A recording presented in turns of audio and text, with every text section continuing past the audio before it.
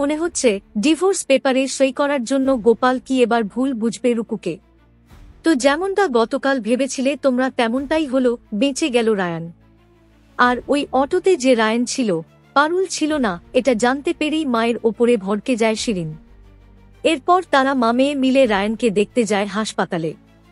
আর সেখানেই পারুল যখন কথাটা তোলে যে একই জিনিস দুবার হলো, এটা তার মোটেও অ্যাক্সিডেন্ট বলে মনে হচ্ছে না, তখন কিন্তু রীতিমতো ভয় পেয়ে যায় শিরিন ও তার মা।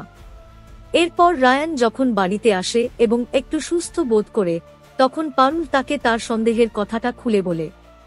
তারপর তারা দুজনে মিলে পুলিশ স্টেশনে যায়।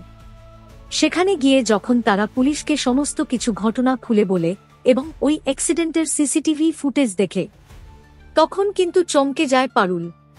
কারণ পারুল দেখতে পায় যেই গাড়িটি দাদুকে ধাক্কা মেরেছিল, সেই একই গাড়ি রায়ানকেও মারার চেষ্টা করেছে। ওদিকে ন্যাড়াগোয়ালে আবার একটা অপ্রত্যাশিত ঘটনা ঘটে গেল।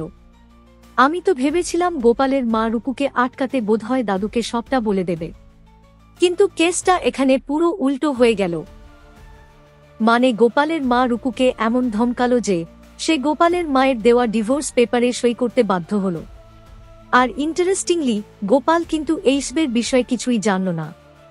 আর গোপালের মা কিন্তু রুকুকে এটা আবার জানাতে বারণ করল, কারণ রুকু যদি এখন গোপালকে জানিয়ে দেয় তাহলে গোপালের মা রুকুকে যেতে দেয় না।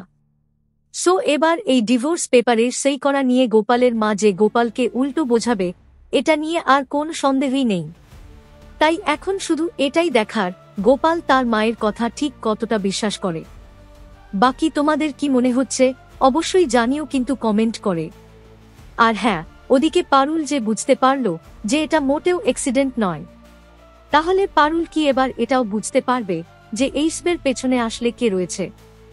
সাথে সেটিও জানিও কমেন্ট করে। দেখুন পরিণীতা প্রতিদিন রাত ৮টায় শুধুমাত্র জি বাংলায়।